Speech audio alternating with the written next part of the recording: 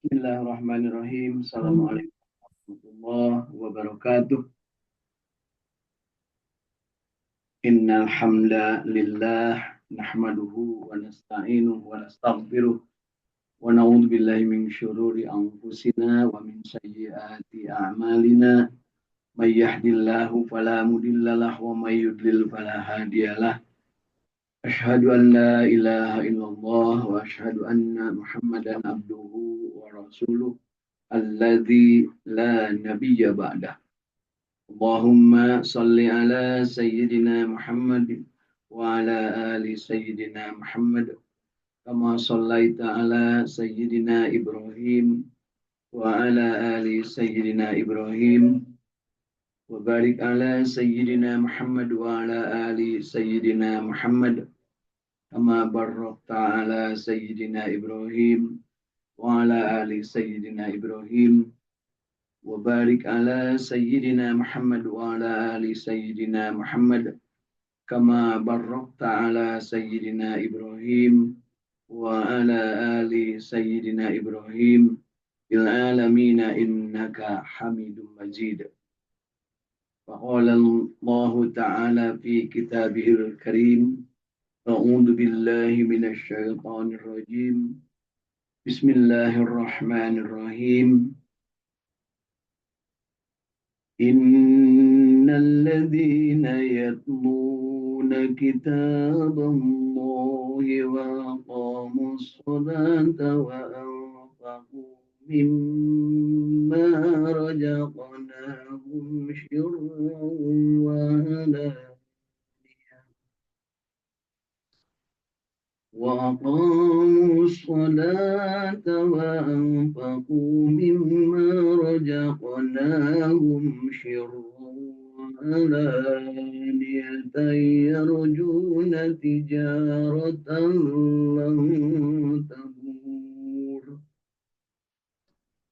ليوفيهم أجورهم ويزيدهم من فضله إنه غفور شكور.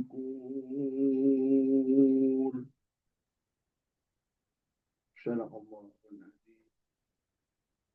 وقال النبي صلى الله عليه وسلم خيركم من تعلم القرآن وعلمه. Hadis riwayat Sahih Bukhari diriwayatkan dari Sayyidina Utsman bin Affan radhiyallahu an, yang artinya sebaik-baik kalian adalah yang belajar Al-Quran dan mengajarkannya.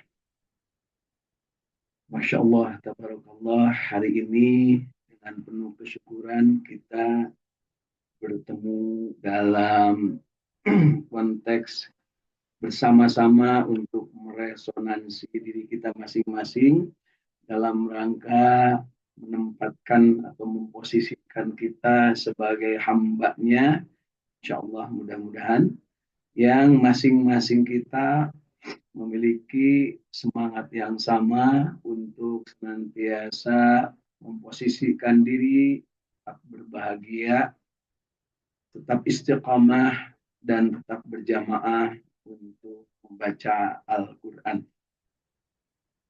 Pagi hari ini yang saya baca adalah 2 ayat dari surat Fatir, surat ke-35, mulai ayat ke-29 dan ayat ke-30. Surat Fatir, surat ke-35, ayat ke-29 dan ayat ke-30. Silakan barangkali mau langsung dibuka Al-Qur'annya, surat Fatir ayat 35, surat Fatir surat ke-35 ayat ke-29 dan ayat ke-30. Berbunyi seperti yang sudah dibaca, mari kita sama-sama ulangi.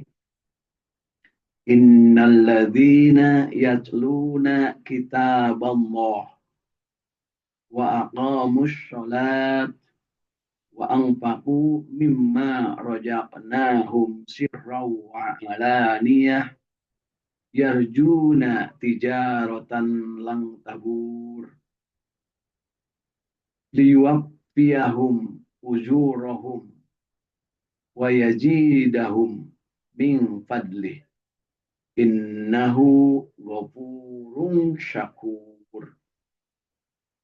Sesungguhnya orang-orang yang selalu membaca kitab Allah, dalam hal ini Al-Quran, dan mendirikan sholat. Jadi yang pertama membaca kitab Allah, yang kedua mendirikan sholat, yang ketiga menafkahkan sebahagian dari rezeki yang dianugerahkan Allah kepada mereka, mudah-mudahan termasuk kita nih, mereka itu ya, dengan diam-diam dan dengan terang-terangan.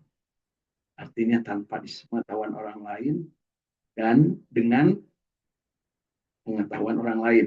Artinya ini ada dua kategori dalam rangka menginfakkan harta. Di mana kalau sedekah yang tidak wajib, atau sedekah yang tidak wajib itu selain zakat tentunya, adalah bagusnya disembunyikan, ya, secara sembunyi-sembunyi atau diam-diam. Sementara kalau zakat itu tidak boleh sembunyi-sembunyi atau harus diperlihatkan. Kenapa harus diperlihatkan? Karena harus ada yang ngurus kalau zakat. Namanya ada amil. Ada juga yang berupa lembaga, ada yang berupa sebuah kepanitiaan kecil, bahkan mungkin ada yang berupa kepanitiaan nasional, ya, lembaga amil zakat nasional, aznas, dalam bentuk yang masing-masing tentunya diatur oleh undang-undang termasuk di negeri kita. Berapa buah atau berapa puluh mungkin yang namanya lembaga amil zakat nasional. Yang pasti kalau di tiap DKM, ya, setiap menjelang Idul Fitri ada badan amil zakat yang ngurusin zakat, meskipun banyak yang sebatas zakatul fitri, ya, atau zakat fitrah. Jadi penekanannya di sini menafkahkan sebagian dari rezeki yang kami turunkan, kata Allah, kami anugerahkan kepada mereka dengan diam-diam dan terang-terangan. Mereka itu mengharapkan perniagaan yang tidak merugi. Perniagaan artinya dalam artian yang tentunya sangat luas, pemberian sesuatu investasi, ya, yang tidak akan pernah rugi. Ya, investasi yang tidak pernah rugi itulah yang kita selalu mengenalnya dengan qardan hasanah, berinvestasi atau berbisnis, bisnisnya dengan Allah, ya, kita menginvestasikan harta kita di jalan Allah. Dan tentu saja ini dalam batasan-batasan yang sudah diatur dan praktek dalam kehidupan kesehariannya, ada beberapa yang menjadi bagian dari pedoman dalam melakukannya. Agar apa? Agar Allah menyempurnakan kepada mereka pahala mereka dan menambah kepada mereka dari karunia-Nya. Sesungguhnya Allah Maha Pengampun lagi Maha Mensyukuri.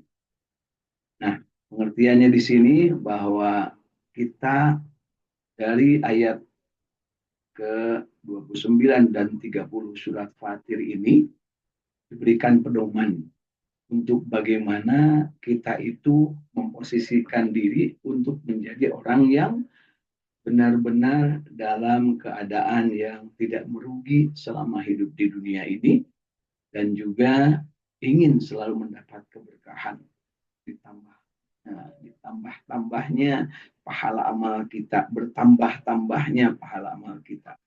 Di mana kita sangat paham ada satu ayat yang paling sering kita dengar dalam berbagai kesempatan, la in syakartum la azidannakum.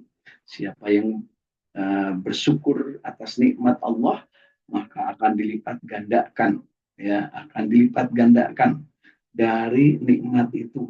Jadi artinya akan diberkahkan, kenikmatan itu akan dijadikan sebuah hal yang tidak akan putus-putus diberikan manfaat, ya.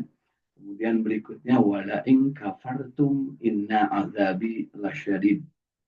Siapa yang kufur atas nikmatku, maka sesungguhnya azabku, kata Allah, sangat pedih.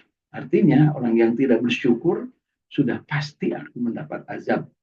Karena azabnya terasa atau dirasakan sebagai azab atau tidak, itu tergantung daya imajinasi, sensitivitas masing-masing, terutama dalam kaitan dengan kemampuan menangkap sinyal-sinyal atau menangkap tanda-tanda dari yang diberikan Allah Subhanahu wa Ta'ala kepada diri kita masing-masing. Bersyukur atau kufur itu adalah sebuah uh, momentum dari setiap individu yang pasti satu dengan yang lain akan berbeda-beda dalam hal menyikapinya.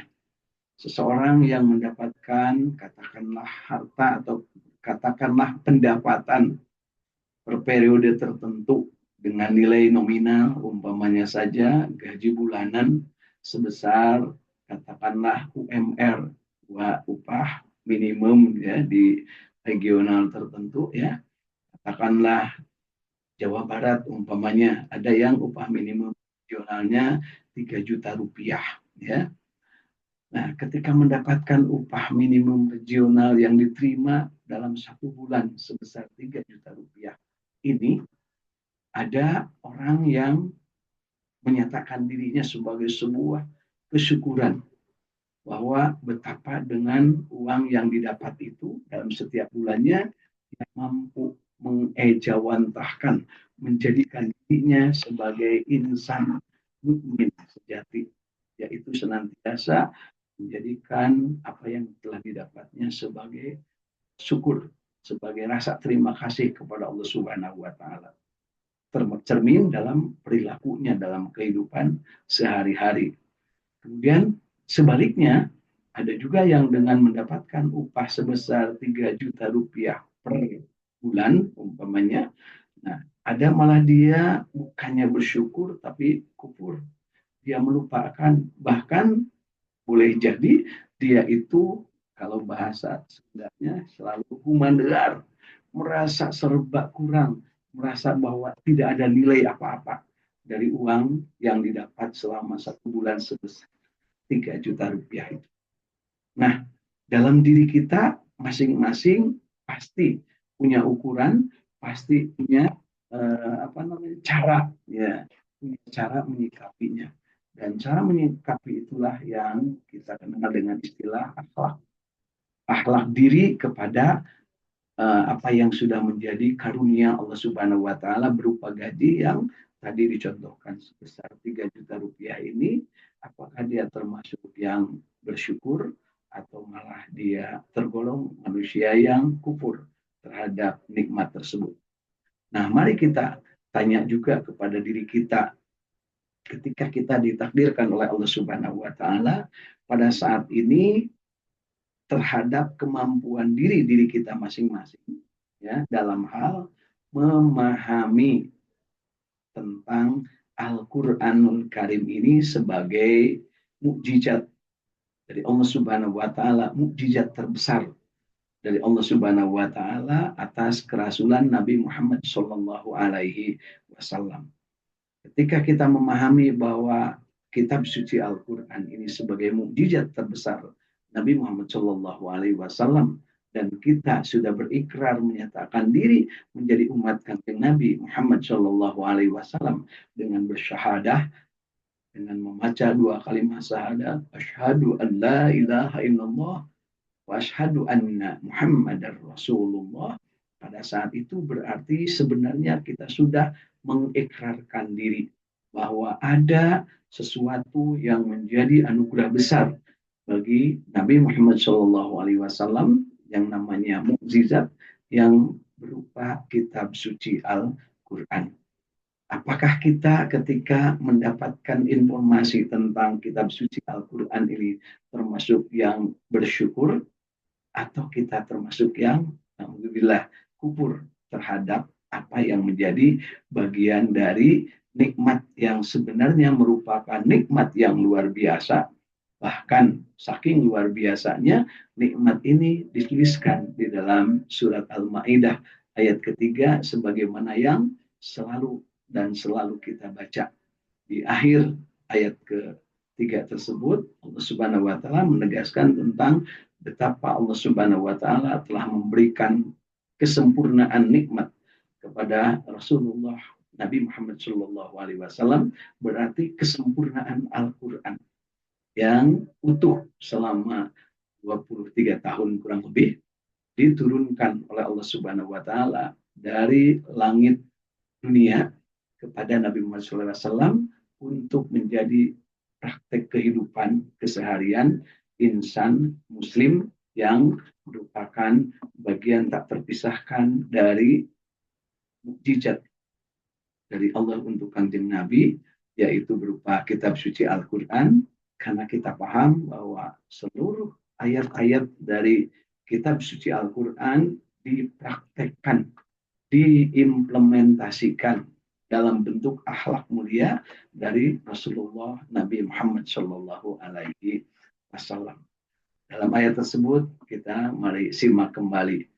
Sebutkan A'udzubillahi minasyaitonirrajim di akhir ayat dari ayat ketiga surat Al-Maidah ini, al-yauma akmaltu lakum dinakum wa atmamtu alaikum nikmati wa raditu lakumul islama dina.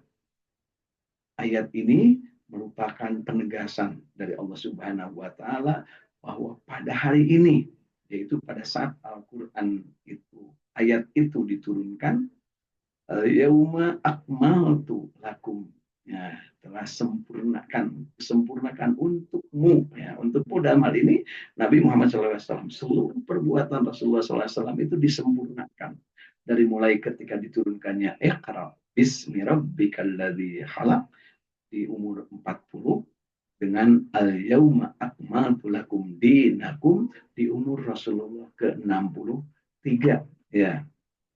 Nah, menjelang wafatnya Rasulullah Shallallahu Alaihi Wasallam, al-yauma akmaltu lakum dinakum wa atmamtu alaikum nikmati, sudah tamat untukmu nikmatku, ya, sudah disempurnakan, ya, tamat.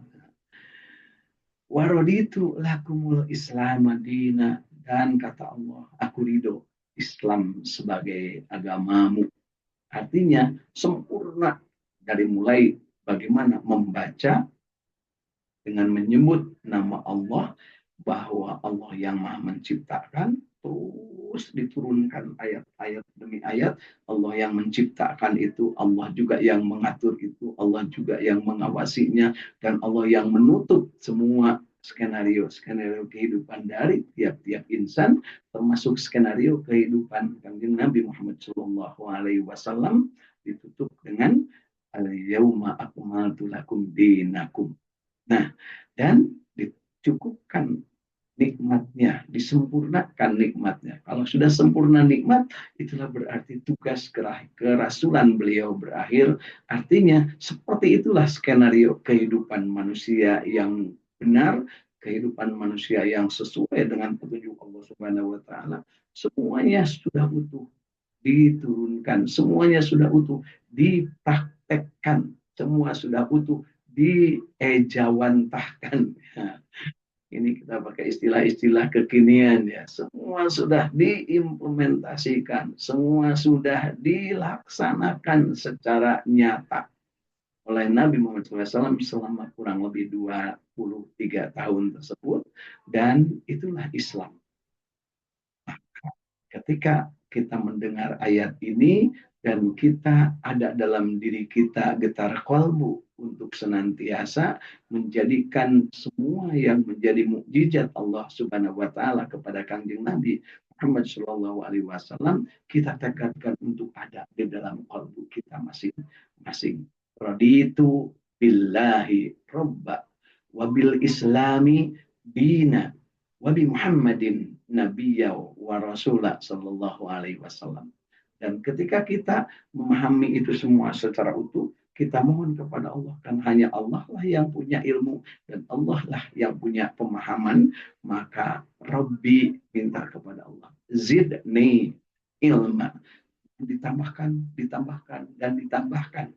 ilmu yang ada dalam diri kita. Di mana kita paham ilmu tertinggi dalam kehidupan manusia itu adalah la ilaha illallah. Itulah ilmu tertinggi ya. Tentunya dirangkaikan dengan Muhammadur Rasulullah, dan itu semua ketika kita ingin bertanya tentang seperti apa ilmu tertinggi, nah maka itulah yang kita minta. Kita ingin mendapatkan pemahaman yang baik tentang bagaimana supaya kita dalam kehidupan ini selalu tetap dalam keadaan la ilaha illallah Muhammadur Rasulullah Sallallahu Alaihi Wasallam. Bahkan kita mendengar kalau ada seseorang yang akan hidupnya berakhir menurut ukuran kemanusiaan dalam keadaan naza ataupun dalam keadaan sakaratul maut, ya, maka orang itu sering disebutkan ditalkinkan, kalau kata orang Sunda ya, ditelekinkan, ditelekot, karena diri diyakinkan, nah dari dalam dirinya bahwa tidak ada Tuhan selain Allah, sampai-sampai dibimbing, dipandu ya si jasad yang sudah, mohon maaf, mungkin sudah bernapas pun susah, sudah kadang ingat kadang tidak, disebutnya juga syakaratul maut, ya, sedang mabuk dalam keadaan menjelang kematian. Maka pada saat itu manusia itu dibimbing untuk mengucapkan kalimat thayyibah la ilaha illallah. Dan itulah yang selalu kita ingat sabda Rasul Shallallahu Alaihi Wasallam, siapa manusia, siapapun, artinya bisa laki, bisa perempuan, bisa berkulit putih atau hitam, bisa orang yang tinggi besar atau orang yang kurus, bisa pejabat atau bisa rakyat, bisa raja ataupun bisa jelata. Nah, siapapun dia yang akhir hidupnya mengucapkan kalimat la ilaha illallah, dahulal jannah. Masya Allah, masuk surga. Artinya, kalau kita saat ini sedang dalam keadaan sadar, mampu mengucapkan kalimat la ilaha illallah, la ilaha illallah, la ilaha illallah, ya, dengan mudah mengucapkannya, maka pertanyaan bagi diri kita masing-masing, ini jangan bertanya kepada orang lain, maka ketika kita dalam keadaan sakaratul maut, yang belum tentunya ya, ini yang belum, kalau yang sudah kan nggak bisa saya ajak ngomong. Ini yang bagi yang belum, yang kita-kita ini, yang saat ini masih berdetak jantungnya, apakah kita akan mudah mengucapkan kalimat itu di saat mabuk kepayang, ya, menjelang kematian, di saat didatangi malaikat Allah yang namanya Israel alaihi salam, ya. Apakah kita mampu? Mudah-mudahan kita termasuk yang mampu. Dan kalau tidak mampu, maka Masya Allah, na'udzubillah, mudah-mudahan tidak terjadi. Karena apa? Tadi, dahulal jannah, kalau mengucapkan la ilaha illallah di akhir kalamnya, maka kita akan menjadi penghuni surga. Dan menjadi penghuni surga adalah sebuah upaya yang harus kita lakukan secara maksimal. Karena itulah tugas kemanusiaan kita. Ketika kita menjadi manusia, Allah Subhanahu wa taala menegaskan wa ma khalaqtul jinna wal insa illa liya'budun. Tidak aku ciptakan jin dan manusia melainkan untuk beribadah. Dan puncak ibadah adalah ketika kita mampu menegaskan pada diri kita, Tuhanku hanya Allah. Dan contoh teladanku adalah Rasulullah Shallallahu Alaihi Wasallam. Apakah kita mampu? Nah, harus bertanya nih. Jangan sampai kita tidak bertanya. Mari kita lihat. Apakah kita mampu? Harus dijawab. Ya, mohon maaf, bukan berarti saya mampu, tetapi justru kita meresonansi diri kita masing-masing. Kita refleksikan diri kita. Apakah ketika saat ini, contoh saja, ketika ada rasa sakit yang menimpa diri, katakanlah kesandung, sampai-sampai kita itu merasa kaget. Ya, apakah kita masih mengucapkan dari lidah kita itu kalimat thayyibah? Katakanlah kalau kesandung atau kaget, astagfirullah. Atau malah yang disebutnya, mohon maaf, binatang yang sudah bunyi buk buk buk buk. Nah, kan gitu. Ketika kita dalam keadaan yang sangat mengagetkan diri kita, terutama yang secara naluri itu menimbulkan kekagetan dalam jiwa kita. Atau kita malah menarik nafas kemudian, Masya Allah, Tabarakallah. Atau mungkin astagfirullahaladzim ini. Atau malah mungkin subhanallah. Nah, ketika melihat sesuatu yang menjadikan diri kita itu bergetar cepat, karena apa? Karena refleksi terhadap kejadian alam. Nah, datangnya malaikat Israel itu kelak nanti, saya juga tidak tahu kapan didatangi malaikat Israel. Pengennya sih menghamba kepada Allah sambil tetap setia, bahagia, istiqomah. Nah, terus dipanjangkan umur, disolehkan amal, dan tentu saja diberikan kesehatan lahir batin. Sehingga masih mampu terus merefleksikan apa yang kita yakini, apa yang kita bisa lakukan kepada sesama dengan sebanyak-banyaknya. Karena sebaik-baik manusia, kata Rasul, adalah yang paling banyak manfaatnya bagi manusia. Dan sebaik-baik manusia, kata Rasul juga, adalah yang panjang umur dan soleh amal. Khairun nas mangkola umuruhu wahasuna amaluhu. Khairun nas anfa'uhum linnas. Sebaik-baik manusia yang paling banyak manfaatnya bagi manusia yang lain. Dan muncul pertanyaan dari dalam diri kita secara keilmuan skenario Allah Subhanahu wa taala. Siapa manusia yang paling banyak manfaatnya sehingga sampai dengan hari kiamat paling banyak disebut. Nah, paling banyak disebut. Jadi kalau manusia banyak manfaat itu pasti paling banyak disebut karena kebaikannya. Maka kita saksikan saat ini apa setiap detik, setiap saat disebut namanya Muhammadur Rasulullah.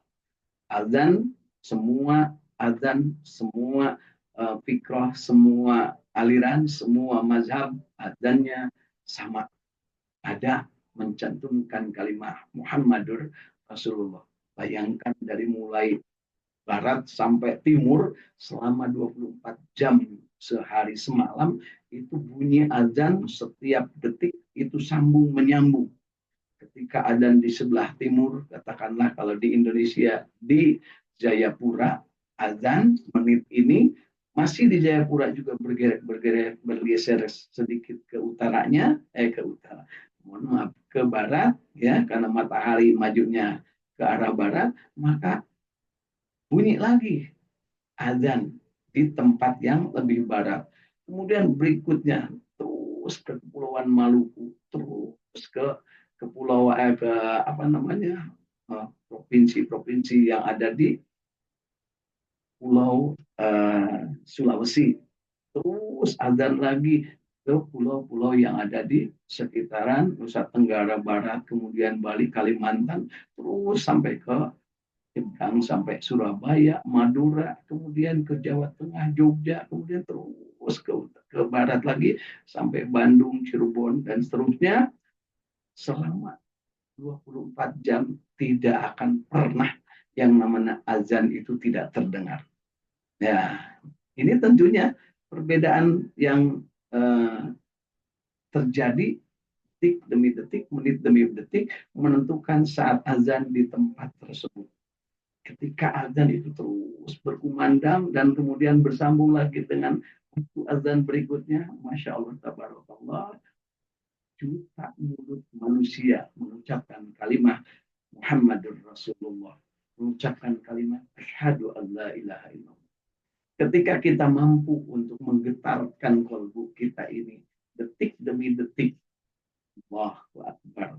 Kemudian Muhammadur Rasulullah atau kalimat terpendeknya La ilaha illallah Muhammadur Rasulullah, maka kita akan menyadari sebenarnya cerminan kehidupan dunia ini ada dalam jiwa manusia ini.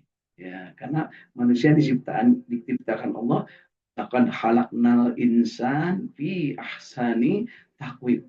Detik demi detik berdenyutlah nadi kita, berdenyutlah jantung kita. Nah, ketika jantung itu berdenyut, boleh jadi kalau dibuka keluarnya, jantung berdenyut di saat di Irian Jaya atau di saat di Papua terjadi adzan, maka jantung kita juga sama berdenyut. Ketika di Kepulauan Maluku bunyi adzan, di saat itu jantung kita juga sedang berdenyut. Ketika di Sulawesi, di Nusa Tenggara, di Bali, di Pulau Jawa, Jawa Timur, Jawa Tengah, Jawa mengumandangkan azan, jantung kita juga sedang berdenyut. Tentunya sampai dengan denyut jantung terakhir, maka kita sebenarnya akan terus-terusan mendengar kalimat La ilaha illallah Muhammadur Rasulullah. Dan ketika itulah kita sering berdoa kepada Allah Subhanahu wa taala, ya muqallibal qulub, sabbit qulubina ala dini. Kalau kita memahami al-dini berarti agama Allah, itulah yang dicerminkan oleh yang disempurnakan oleh Allah Subhanahu wa taala, bahwa sempurnakan untukmu agamamu, ya, dan cukupkan nikmatku untukmu dan aku ridho. Islam itu secara utuh mulai dari yang beliau contohkan di awal-awal menerima Al-Quran sampai dengan beliau menjelang wafatnya menjadi contoh pegangan kehidupan yang namanya ad-din, ya. Ad-din itu pegangan atau cara hidup, ya. Kita kadang menyempitkan ad-din itu adalah rukun Islam kan gitu. Padahal itu ad-din itu adalah cara hidup. Kita selalu berikrar dan dalam kalbu kita, inna sholati wa nusuki wa mahyaya wa mamati lillahi rabbil alamin. Itulah cara hidup. Nah, jadi ketika dalam diri kita ini selalu berdenyut Allah, Allah, Allah, Allah, Allah, ya, dalam setiap saat, pada saat itulah kita bertalkin, punya keyakinan bahwa Allah lah yang menjadikan denyut jantung ini berdenyut. Kemudian kita yakini Allah yang mengatur semuanya, dan Allah juga yang akan menjadikan diri kita ini punya kewajiban untuk menghamba kepadanya.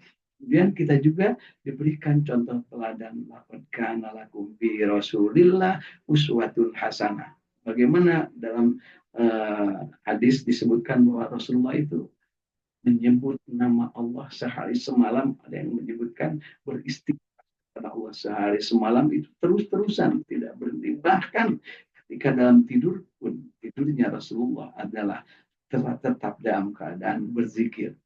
Masya Allah, tabarakallah. Jadi yuk kita coba pahamkan ke dalam diri. Ini bukan berarti saya sudah paham, tapi kita resonansikan apa yang selama ini saya rasakan, kita resonansikan, kita pantulkan ya kepada orang-orang di sekeliling kita. Karena boleh jadi kita ini alhamdulillah karena mendapat pantulan sinar kerasulan, cahaya kerasulan dari Rasulullah Shallallahu Alaihi Wasallam, di dalam diri kita ada asyhadu an la ilaha illallah wa asyhadu anna Muhammadar Rasulullah.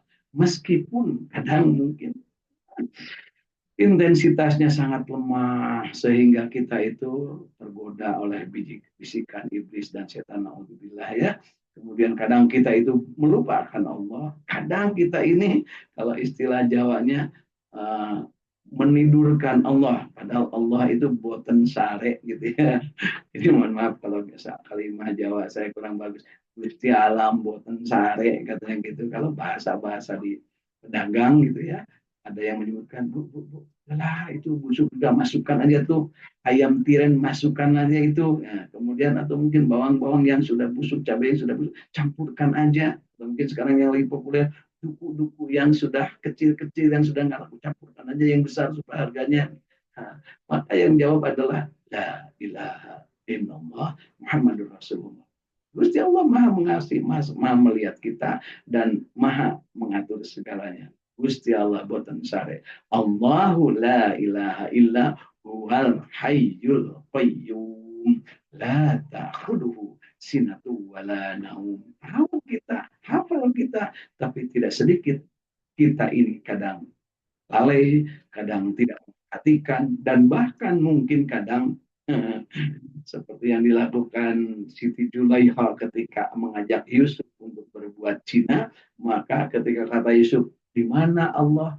Kan Allah maha melihat. Maka Julaiha dengan otaknya Julaiha saat itu, dia ambil kerudungnya kemudian ditutupkan kepada patung yang sedang nongkrong di pojok. Dikiranya yang namanya Allah itu patung yang nongkrong di pojok.